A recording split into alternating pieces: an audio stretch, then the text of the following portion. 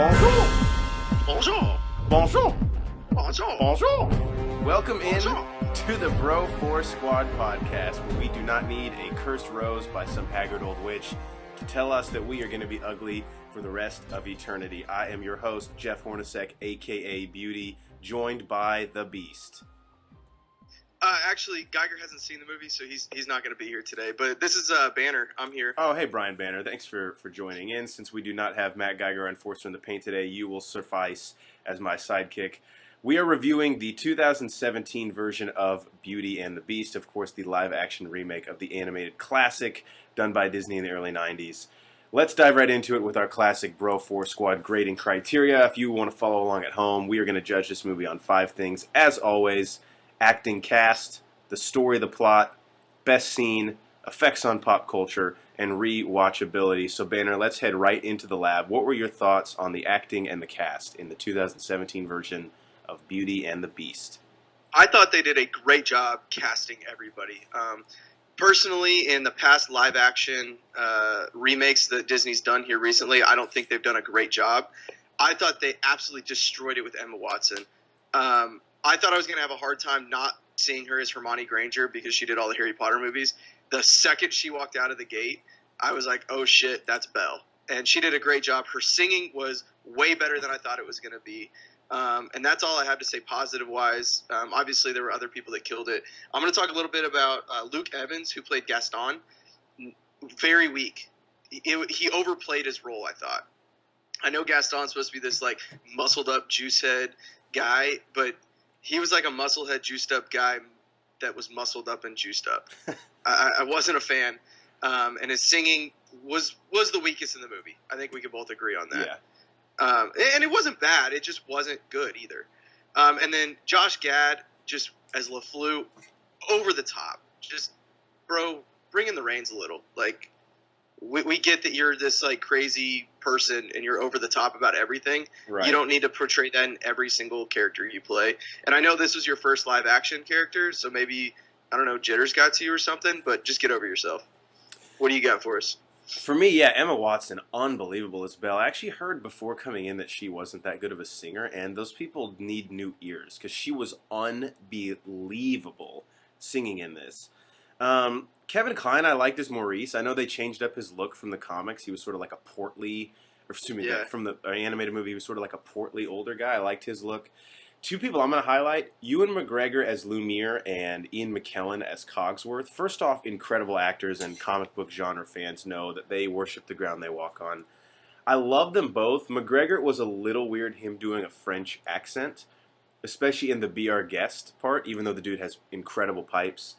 But him and McKellen had great chemistry, even though I don't even know if they were ever in the same room together doing this. So they really set the cast off for me, and I was especially glad that we got that little peek at them at the end when everyone turned back into their human form. I was hoping that we would get that in the movie. So the cast, to me, where it needed to be strong, it worked out. Real quick, before we move on to story, what do you think of Dan Stevens as the Beast, who, of course, now is in Legion?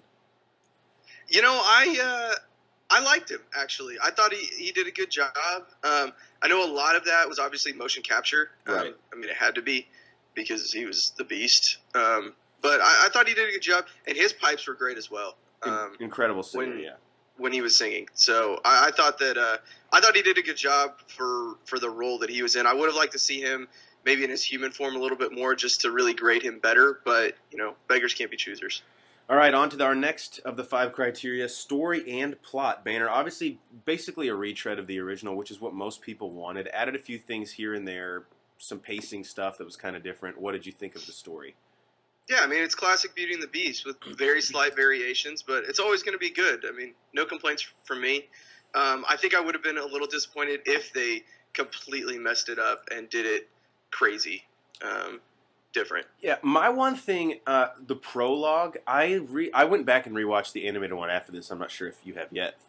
No, not yet.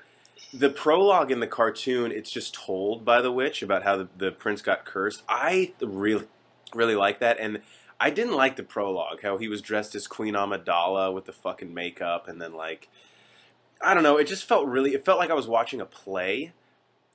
Yeah, didn't take me out of the movie, but I would have just the visuals when you first see the Enchantress though was incredible. Yeah, that's true. Personally, I would. Which I don't know if you know. Slight fact here, going back to acting casting. That's the red lady from Game of Thrones. Oh wait, you haven't seen that yet. If there's anyone in something that hasn't been in Game of Thrones at this point, I'd be surprised. I feel like that cast has 1,100 people. But yeah, the story plot, I mean, it was obviously basically shot for shot, which I personally wanted. So I was pretty pleased with that. The only weird thing was the prologue kind of took me off. All right, best scene in this movie. I'll go first here. This, man, this is tough because a lot of these scenes are iconic in the animated movie and were translated over to live action. A lot of them hit, some of them didn't. My favorite scene, the one where I just felt like I was immersed in a movie and I was like, wow, Bill Condon really brought the heat right here, was when the villagers and Gaston attacked the castle at the end. Yes. I thought visually it blew me away. I, for the first time in the movie, was really, really bought into Luke Evans as Gaston. Like I said, the Dan Stevens and his performance as the Beast right here, this is where he owned that role, in my opinion, and you really felt Belle's connection to him. That one, I'm just going to say that was better than the animated version to me. One of the things in this movie that I liked better. What did you think for best scene? Best scene, I actually will book in the movie. I loved the opening scene when we first meet Belle and they're all singing Bonjour. Bonjour. Bonjour. Bonjour. That's my favorite song from the animated movie, first off. And I thought that they set the tone and they basically told us, look, we're doing this whether you like it or not, and we're going to do it just how we did it in the cartoon. And I thought it was fantastic, and we got to see Emma Watson out of the gate going, look, I can sing, so get the fuck over it. I'm not in the wizarding world anymore. I am a Disney princess, and I totally bought it. Another honorable mention, I heard that the wolves look like shit. I thought they looked fucking badass. Yeah, dude, that just shows me people's expectations of CGI now are absurd if they thought these wolves looked bad. Yeah, with that one with the scar over its eye. Yeah.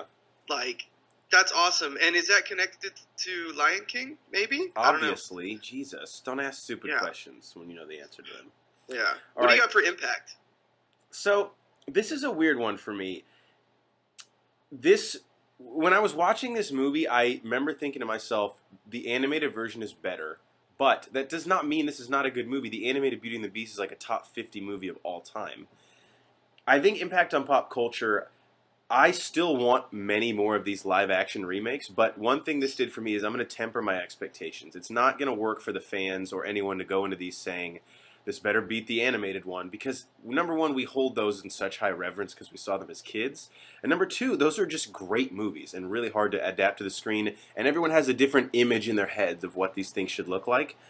This was a really good movie to me. As far as impact on pop culture, I don't know. I mean, I don't think it like had some crazy change in Disney's plans. They're obviously planning on doing this with a lot more of their movies. I still like the animated one better, but I'd be interested to hear what you think as far as its impact. Yeah, so if you look at all the Disney remakes of their animated movies, you have, obviously they did Jungle Book last year, they did Alice in Wonderland, they've done Cinderella, and then they did the Alice in Wonderland sequel as well. Of all of those, I think this is the best one. Personally, I thought Jungle Book was great. They kind of botched the ending, which if you know Geiger and you've listened to other stuff, you know how much he hates that. I didn't mind it as much, but Cinderella and Alice in Wonderland I thought were terrible. I think this is the one that we're going to go back and look at as they do more of these live action ones and go, Beauty and the Beast set the bar. And again, that doesn't mean that it's better than the animated, because I don't think any of them are better than the animateds. But you're never going to, on a classic, you're never going to beat that. But I think that this is kind of the turning point for the live-action remakes. Another thing is, I thought the score in this lived up to the expectation that was set by the Academy Award-winning performance of the cartoon in '91. I don't know if you knew that, but it won an Academy Award for its score in '91. I don't know that this is going to win an Academy Award, but it definitely held its own. You felt the tone when it came in. When it needed to be strong, it was there. And when it didn't, it wasn't there, which is really hard to do, especially in a musical like this.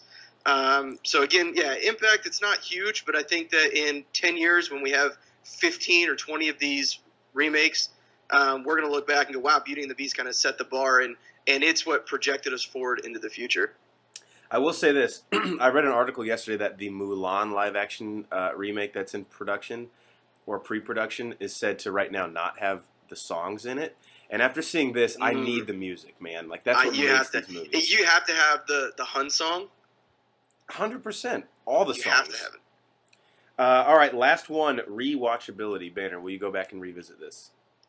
Look, rewatchability is not real high for me, but it's really high for my wife, which naturally means I'm going to be rewatching this pretty soon.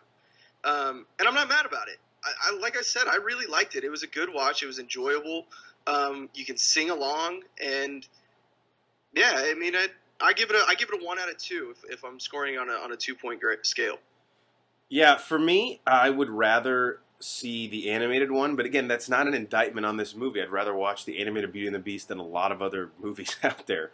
Yeah. I will probably rewatch it again at some point, but it wasn't one of those movies when I left the theater I was like, all right, look up when this comes out on Blu-ray because we're going to Walmart. We're going to be in line. It was a good movie. I think Bill Condon, who directed, I had my apprehensions about because he did a few other Twilight movies before this, but it worked. It was fun, and if I'm Disney, I chalk this one up as a success. So yeah, put this one in the win column for sure. All right, guys, we have been the Bro Force Squad for the mad scientist Brian Banner. I am Jeff Hornacek. Be sure to check us out. Like us on Facebook, Bro Force Squad, 3 words. Follow us on Twitter at Bro Force Squad. Subscribe to us on YouTube and iTunes. That's Bro Force Squad, 3 words on both. And of course, check out our website, broforcesquad.com. Thanks for tuning in. We'll catch you guys next time. Until as old as time.